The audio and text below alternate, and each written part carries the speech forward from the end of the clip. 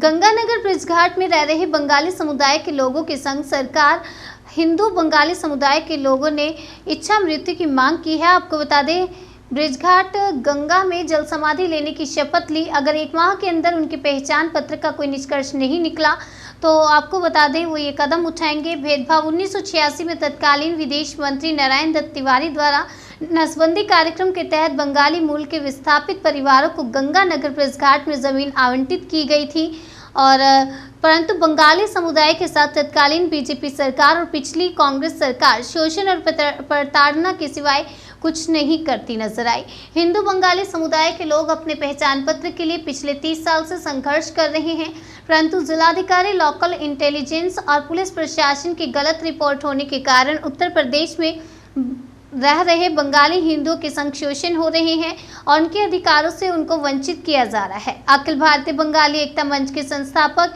सुब्रत विश्वास ने कहा, सरकार ने भेदभाव बंद नहीं किया तो उसका जिम्मेदार शासन और प्रशासन होगा।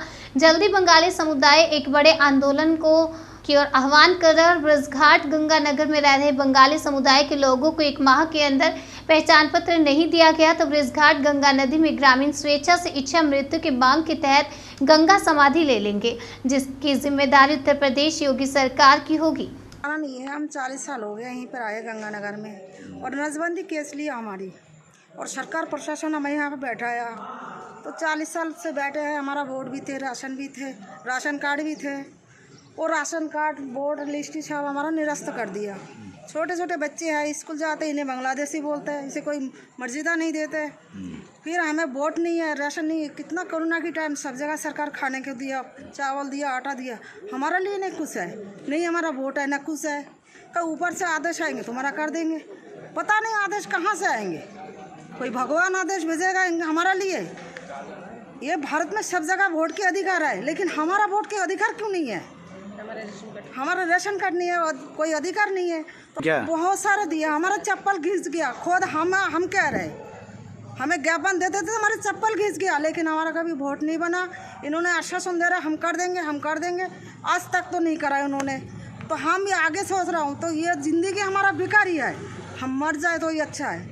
अगर हमारा सरकार 1 महीना में अगर नहीं सुनेगा तो हम गंगा में डूब के मर जाएंगे, लेकिन दोबारा इनसे वादा नहीं करेंगे। और ये हमें झूठा वादा देखे इतना दिन रखा है। ठीक हो गया। यहाँ पर हमारे ब्रजघाट में बंगाली समुदाय के गंगानगर में कई परिवार रहते हैं, कई वर्षों से यहाँ रह रहे हैं।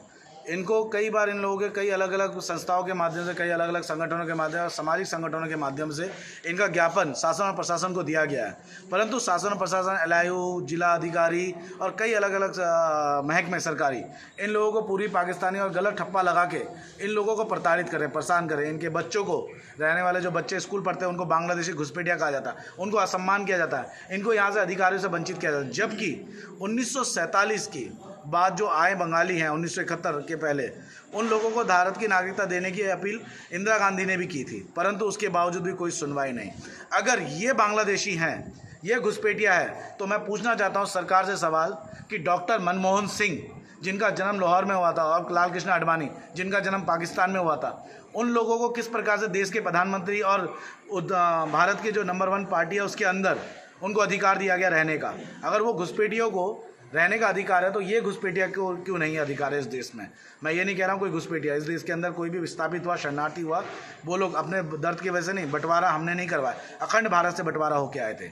अगर इन लोगों को इनको अधिकार नहीं मिला तो इन लोगों ने फैसला लिया है कि 1 माह के बाद वो यहाँ पर ये क्या कहते हैं आपके ब्रजघाट में जल समाधि लेंगे, पूरा का पूरा गांव। ऐसे अपमानजनक किस प्रकार से रहेंगे? ये बच्चे जो स्कूल जाते हैं किस प्रकार से अपमान सहेंगे?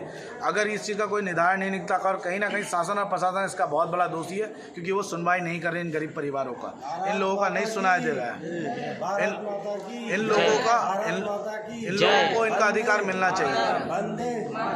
इन लोगों को इनका अधिकार मिलना चाहिए और अधिकार नहीं मिला तो 15 दिन बाद, आज से 15 दिन बाद हम यहाँ पर आके मुख्यमंत्री और प्रधानमंत्री को खून से लेटर लिखेंगे और जिसका जिम्मेदार भी शासन और प्रशासन होगा।